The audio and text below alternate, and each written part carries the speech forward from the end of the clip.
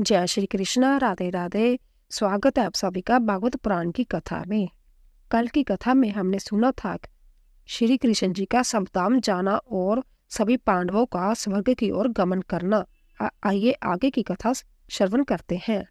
प्रथम स्कंद का 16वां अध्याय। गए परीक्षित विजय को बेंटे धर्म दराए, निज निज दुख वर्णन करे पांडव सुत सो आए।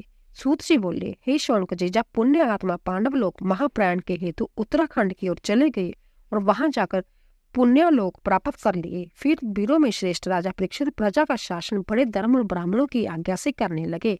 उन्होंने उत्तर नरेश की पुत्री इरावती के साथ अपना विवाह किया। उस उत्तम पत्नी से उनके 4 पुत्र उत्पन्न हुए। आचार्य कृप को अपना गुरु बनाकर जाह्नवी तट पर 3 अश्वमेध जग पूर्ण किए।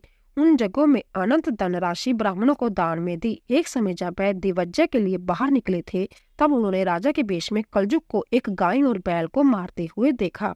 तब राजा परीक्षित ने उस कलजुग को पकड़कर दंड दिया। शौनक जी बोले, हे सूत जी, राजा परीक्षित ने कलजुग को दंड देकर ही क्यों छोड़ दिया? उसके प्राणों का हरण क्यों नहीं किया? और राजा के वेश में वह शूद्र कौन था जो गाय बैलों को लात से मार रहा था? इस कथा को विस्तार पूर्वक कहने की कृपा कीजिए। यह कथा अल्पायु पुरुषों के लिए मोक्ष को देने वाली है। सूत जी बोले, हे शौनक जी, आप सब ऋषि गुणों ने अपने तप के प्रताप से जमराज को भी इस धर्म क्षेत्र में बुला लिया है। जब तक भगवान जमराज जहाँ पर रहेंगे तब तक किसी की मृत्यु ना होगी। इसीलिए अल्पायु पुरुषों के लिए यह अति उत्तम समय है कि वे भगवान की लीलाओं का रस पान करे। मनुष्य अपनी आयु को व्यर्थ में व्यतीत करते हैं। रात्रि नींद में समाप्त हो जाती है और दिन काम धंधों में खाने पीने के चक्कर में समाप्त हो जाता है। इसीलिए भगवान की लीलाओं का वर्णन जितने समय में होता है वही शुद्ध उपयोग में समझा जाता है। अब मैं आपसे वही पुण्य कथा वर्णन करता हूँ, आप सुने। सूत जी बोले, राजा परीक्षित कुरु जंगल देश में आनंद पूर्वक राज्य करते थे। जब उन्हें देखा कि कलजुग ने मेरे राज्य में प्रवेश कर लिया है, तब उन्हें दुख तो विशेष हुआ, किंतु यह जानकर कि युद्ध करने का अवसर तो अच्छा हाथ लगा है, उन्हें दुख को त्याग कर युद्ध के लिए अपनी चतुर्गुणी सेना तैयार की और श्याम वर्ण के घोड़ों से जुते हुए रथ में, जिसमें सिंह की ध्वजा थी, धनुष बाण लेकर नगर से बाहर निकले। उन्होंने केतुमाल, भारत, उत्तर कुरुजंगल एवं किमपुरुष आदि देशों को विजय करके अपने राज्य में मिलाया और वहां के राजाओं को अपने अधिकार में किया। उस दिग्विजय से में उनको अपने पूर्वज पांडवों का शीर्ष स्वतर सुनाई दिया। जदुवंशी भगवान श्री कृष्ण चंद्र ने उनकी कैसी घनिष्ठता थी, यह सब चरित्र उन्होंने सुने। महामना राजा परीक्षित उन चरित्रों को सुनकर अति प्रसन्न हुए और चरित्र सुनाने वालों को बहुत सा धन दान में दिया। तब महात्मा परीक्षित ने भगवान श्री कृष्ण चंद्र की लीलाएं सुनी कि वह प्रेम के वश में होकर पांडवों के सारथी, दूत, सखा, सभासद, जहां तक कि सेवक भी बनकर रहे। वह रात को जब पांडव लोग सो जाते थे, तब वह वीर आसन से बैठकर पांडवों के शिविर की रक्षा करते थे। इतना ही नहीं, उन्होंने अपने प्रिय पांडवों के चरणों में संपूर्ण विश्व को झुका दिया था। इस प्रकार की भागवत लीला सुनकर परीक्षित गदगद हो जाते और दिन प्रतिदिन भगवान श्री कृष्ण चंद्र की भक्ति उनके हृदय में बढ़ती जाती। उन्हीं दिनों में एक दिन धर्म बैल के रूप में गाय रूपणी पृथ्वी से मिला। गाय के नेत्रों में अश्रु बह रहे थे, वह श्रीहीन सी प्रतीत हो रही थी। तब धर्म ने पृथ्वी से पूछा, हे देवी, तुम्हारा जय मुख क्यों मलिन हो रहा है? तुम श्रीहीन सी क्यों प्रतीत हो रही हो? वश्य तुम महान दुखी हो। तुम किसकी चिंता कर रही हो? तुम मेरी चिंता तो नहीं करती कि अब मैं एक पैर वाला ही रह गया? तुम कहीं इस बात की चिंता तो नहीं करती कि तुम्हारे ऊपर अब शुद्ध राजा राज्य करेंगे? तुम्हें देवताओं की चिंता तो नहीं है कि अब उन्हें यज्ञों में आहुति नहीं दी जाएगी? तुम्हें इस दीन प्रजा की चिंता तो नहीं हुई कि वह निरंतर दुर्भिक्ष से पीड़ित रहेगी? तुम स्त्री बनने के लिए शोक तो नहीं करती जिनकी रक्षा करने वाला कोई नहीं है? हे माँ वसुंधरा, मेरी समझ में आ रहा है कि तुम अवश्य भगवान श्री कृष्ण चंद्र के वियोग में दुखी हो। उन्होंने ही अपनी लीला समाप्त करके तुमको श्रीहीन बना दिया है। तुम अपने दुख का कारण मुख से अवश्य कहो। इस कराल काल ने तुमको सौभाग्यहीन बना दिया है। पृथ्वी बोली, हे धर्म, तुम सर्वज्ञ होकर भी मुझसे मेरे दुख का कारण पूछते हो। जिन भगवान की कृपा से तुम 4 चरण वाले थे, अब उनके न रहने से केवल 1 चरण वाले ही रह गए हो। जिन भगवान श्री कृष्ण चंद्र में 39 अप्राकृतिक गुण थे, सत्य, पवित्रता, क्षमा, दया, संतोष, त्याग, शम, दम, तप, सरलता, क्षमता, शास्त्र, विचार, उपरति, तितिक्षा, ज्ञान, वैराग्य, शौर्य, तेज, ऐश्वर्य, बल, समृद्धि, कांति, कौशल, स्वतंत्रता, निर्विकता, कोमलता, धैर्य, साहस, शील, विनय, सौभाग्य, बल, उत्साह, गंभीरता, कीर्ति, आसक्तिता, स्थिरता, गौरव एवं निरहंकारता आदि समस्त गुण प्रभुत मात्रा में केंद्रीभूत थे तथा उनमें शरणागत, वत्सलता आदि महान गुण निरंतर विद्यमान रहते थे। उन्हीं भगवान श्री कृष्ण चंद्र के अपने सावधान गमन के कारण यह घोर कलयुग मेरे ऊपर आ गया है। मुझे तुम्हारे लिए देव, पितृगण, ऋषि, साधु, सन्यासी आदि सभी के लिए महान शोक है। भगवान के जिन चरणों की सेवा लक्ष्मी करती है, जिनमें कमल, बर्ज, अंकुश, ध्वज आदि के चिन्ह विराजमान है, वह चरण मेरे ऊपर पड़ते हैं। उन्हीं चरणों की कृपा से मैं सौभाग्यवती थी, किंतु अब मेरा सौभाग्य समाप्त हो गया है। मुझे इस सौभाग्य प्राप्ति पर अति गर्व था, इसी कारण भगवान श्री कृष्ण चंद्र ने मुझे इस दशा में कर दिया है। उन्होंने यदुवंश में प्रकट होकर संपूर्ण असुरों तथा पापी राजाओं की सहस्रों अक्षोगणी सेनाओं का संहार करके मेरा भार हल्का किया था। अपने बाहुबल से उन्होंने तुम्हें भी 4 चरणों वाला बना दिया था। भला ऐसे भगवान श्री कृष्ण चंद्र का विरह किसको दुखदायी न होगा। धर्म और पृथ्वी परस्पर इस प्रकार की बातें कर ही रही थी कि उसी समय राजा परीक्षित पाप नाशनी सरस्वती के तट पर आए। 70वां अध्याय। अरे दुष्ट कलिकाल, तू देता दुख मान, पांडु पुत्र मारन चले लेकर में धनुवान। सूत जी बोले, हे शौनक जी, उस सरस्वती नदी के तट पर महाराज परीक्षित ने मुकुटधारी एक शूद्र को हाथ में डंडा लिए एक गाय और एक बैल को बुरी तरह पीटते हुए देखा। वह बैल बड़ा सुंदर था, उसका रंग बड़ा सफेद था, किंतु पैर एक ही था और शूद्र के बैल से भयभीत होकर कांप रहा था एवं मलमूत्र त्याग रहा था। निकट में ही जय गाय जो कामधेनु के समान सुंदर थी, उस शूद्र के द्वारा ठोकरी खा रही थी। वह भूखी प्यासी नेत्रों से अश्रु बहा रही थी। महाराज परीक्षित, जो कि स्वर्ण के रथ में विराजे हुए थे, अपने धनुष्मान को चढ़ाकर मेघ के समान गंभीर वाणी से ललकारते हुए बोले, रे दुष्ट पापी नराधाम, तू कौन है जो इस गाय और बैल को बुरी तरह से मार रहा है? तेरा वेश तो राजा का है, किंतु तेरा कर्म शूद्र जैसा है। क्या तूने अर्जुन के इस गांडीव धनुष को नहीं पहचाना? तू इस निर्जन स्थान में इन निपराध पशुओं को इस प्रकार सता रहा है। तू महान अपराधी है, इसका उचित दंड तेरा बध है। महाराज परीक्षित के ऐसे वचन सुनकर कलयुग डर से कांपने लगा। तब महाराज ने बैल से पूछा, हे बैल, तुम्हारे यह 3 पैर कैसे टूटे? तुम एक पैर से किस प्रकार चलते होंगे? तुम बैल हो अथवा कोई देवता हो? अब तुम निर्भीक होकर मुझे यह सारा वृत्तांत सुनाओ। मेरे इस धर्मराज में तुम्हारे अतिरिक्त कोई भी प्राणी आंसू बात दृष्टि में नहीं आता। हे देनुपुत्र, अब तुम किसी प्रकार का व्यय मत करो, मैं दुष्टों का दंड देता हूँ। हे गौ माता, तुम भी मत रो, निर्भयता पूर्वक अपना कष्ट कहो। आपने कोई किसी प्रकार का अपराध तो नहीं किया, फिर आपके यह 3 पैर किसने काट लिए? किस दुष्ट ने पांडवों की पवित्र कीर्ति में यह कलंक लगाया है? जिस राज्य में शेर और गाय एक गाटी में पानी पीते हैं, उस राज्य में जो घोर पाप किसने किया? चाहे वह पापी साक्षात देवता ही क्यों ना हो, मैं उसके भी हाथ काट दूंगा। तब धर्म बोला, हे महाराज, आपने पवित्र आत्मा पांडवों के कुल में जन्म लिया है। आपके पूर्वज भगवान श्री कृष्ण चंद्र के परम भक्त थे। अंत्यजय वचन आपके ही योग्य है। हे राजन, हम यह नहीं जानते कि संसार के जीवों को कौन क्लेश देता है। शास्त्रों में भी इसका निरूपण अनेक प्रकार से किया गया है। जो लोग द्वैत को नहीं मानते हैं, वह दुख का कारण अपने आप को ही स्वीकार करते हैं। कोई प्रबंध को ही दुख का कारण मानते हैं और कोई कर्म को ही दुख का कारण मानते हैं। कतिपय विधान स्वभाव को ही और कतिपय दुख का कारण ईश्वर को ही मानते हैं। हे राजन, अब आप ही निश्चित कर लीजिए कि दुख का कारण कौन है।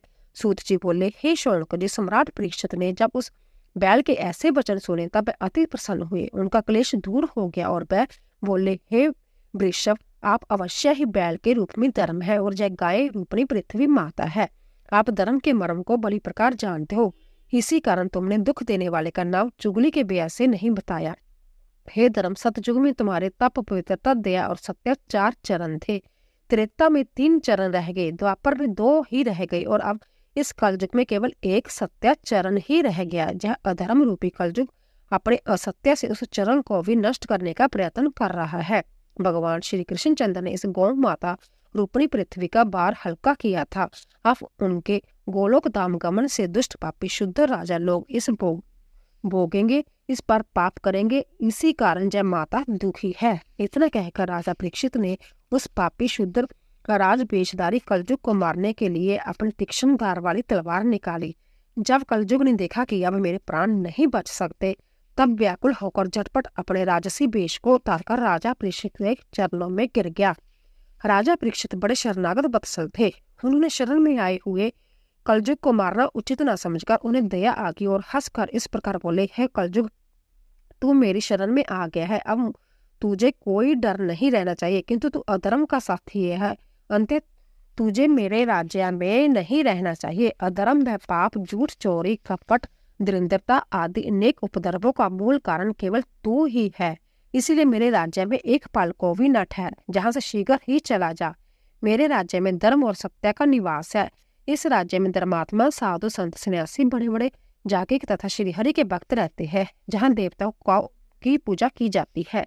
सूत जी बोले, हे शौनक जी, राजा परीक्षित के ऐसे कठोर वचन सुनकर और तलवार हाथ में लिए हुए कामरूप अपने सिर पर गरजते हुए जानकर कलयुग डर से कांपने लगा और विनय पूर्वक बोला, हे धर्मात्मा राजन, आप राज्य सारी पृथ्वी पर है, फिर आप मुझे वह स्थान बताइए जहाँ मैं निर्भयता से रह सकूं। जिधर देखता हूँ उधर आप ही को ही देखता हूँ, मेरे रहने योग्य कोई भी स्थान मुझे दृष्टि में नहीं आता। सूत जी बोले, हे शौनक जी, कलयुग के ऐसे वचन सुनकर धर्मात्मा परीक्षित को उस पर दया आ गई और बोले, हे कलयुग, तेरे लिए मैं 4 स्थान बताता हूँ। धूत, मदपान, स्त्री संग और हिंसा, इन स्थानों में असत्य, मद, आसक्ति एवं निर्दयता निवास करते हैं। कलयुग बोला, हे उत्तरानंदन, यह 4 स्थान मेरे लिए अपर्याप्त है, और भी कोई स्थान मुझे बताइए। तब दयासागर राजा परीक्षित ने उस कलयुग पर दया कर 5वां स्थान स्वर्ण बता दिया। इन 5 स्थानों में झूठ, मद, काम, शत्रुता तथा रजोगुण विराजमान रहते हैं। वह कलयुग इन्हीं स्थानों में रहने लगा, किंतु उस समय महाराज परीक्षित का स्वर्ण मुकुट देकर उसी मुकुट में प्रवेश कर गया। राजा परीक्षित ने धर्म की बुद्धि करके तपस्या, शोष और दया में 3 चरण भी जोड़ दिए तथा पृथ्वी की वृद्धि करके पृथ्वी को भी आश्वासन दिया। सूत जी बोले, शौनक जी, वह ही राजा परीक्षित अब धर्म पूर्वक सारी पृथ्वी का राज्य पालन कर रहे हैं। वह राजा परीक्षित महान धर्मात्मा चक्रवर्ती सम्राट अपने दादा धर्मराज युधिष्ठिर की भांति हस्तिनापुर में निवास करते हैं। वह उत्तरानंदन बड़े प्रतापी सौभाग्यशाली तथा राजा लक्ष्मी से शोभायमान होकर कलयुग को बस में करके धर्म का राज्य कर रहे हैं। उन्हीं धर्मात्मा राजा के राज्य में आप लोग इस दीर्घकालीन यज्ञ को कर रहे हैं। 18वां अध्याय। डारी नाग ऋषि कंठ में निरपने की नो पाप, होनहार होकर हूँ तो श्रृंगी दीनो शाप।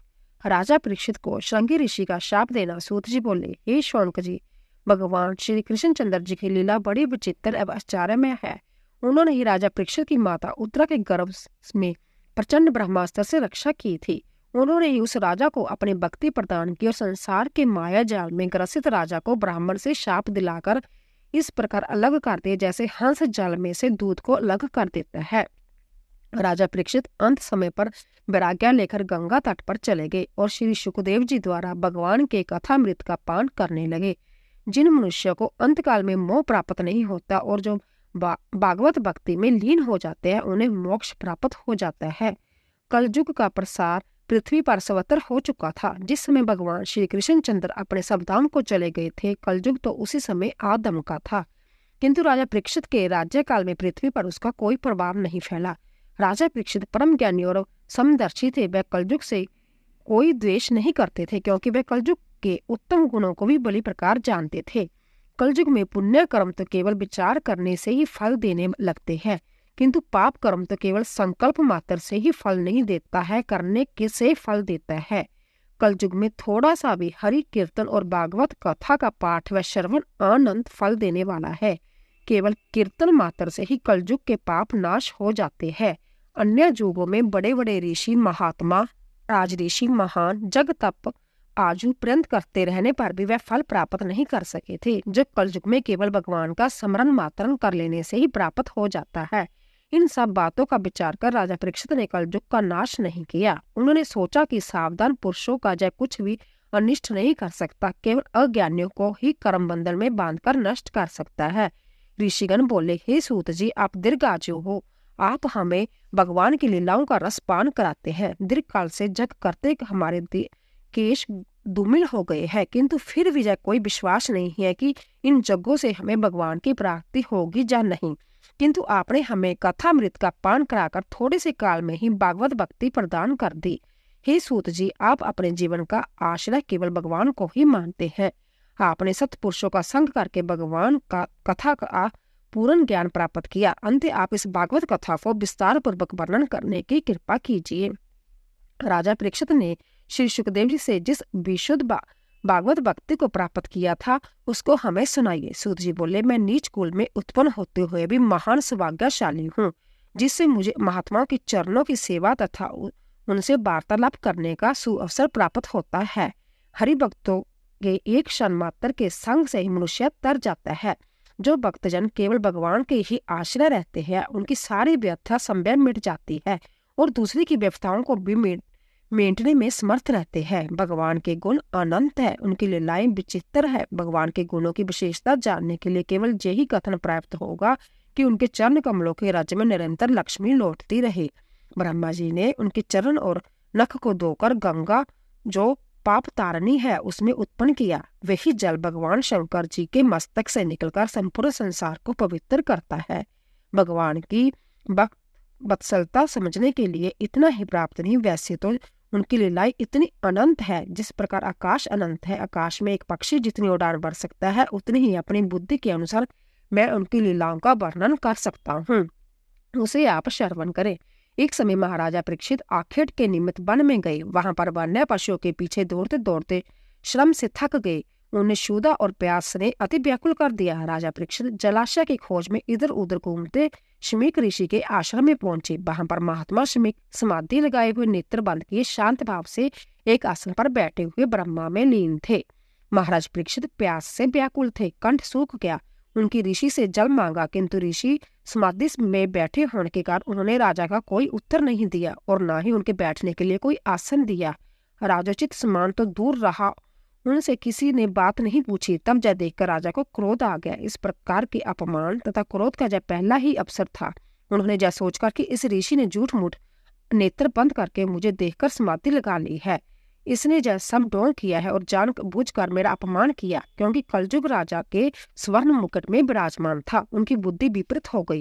उन्होंने पास में ही पड़ा हुआ एक मृत सर्प अपने धनुष की नोक से उठाकर शमीक मुनि के गले में डाल दी और अपने नगर को चले आए। जब उस बालकों ने जाकर शमीक ऋषि के पुत्र श्रृंगी ऋषि को जय समाचार सुनाया कि किसी दुष्ट ने तुम्हारे पिता के कंठ में मृतक सर्प डाल दिया, तब बालक श्रृंगी ऋषि को बड़ा क्रोध आया और उन्होंने अपने साथी सब बालकों से जय कहा कि मैं उस दुष्ट राजा को अभी ऐसा दंड देता हूँ कि भविष्य में फिर कोई ब्राह्मणों का इस प्रकार अपमान ना करे। इतना कहकर उसने ऋषि कुमार ने अपनी अंजलि में जल लेकर उसे मंत्रों से अभिमंत्रित कर राजा के परीक्षित को जय शाप दिया कि तुझे 7वें दिन तक्षक सर्प डसेगा। इस प्रकार राजा परीक्षित को शाप देकर वह ऋषि कुमार अपने पिता के पास आश्रम में आया और पिता के गले से मरा हुआ सर्प पड़ा देखकर दहाड़ मारकर रोने लगा।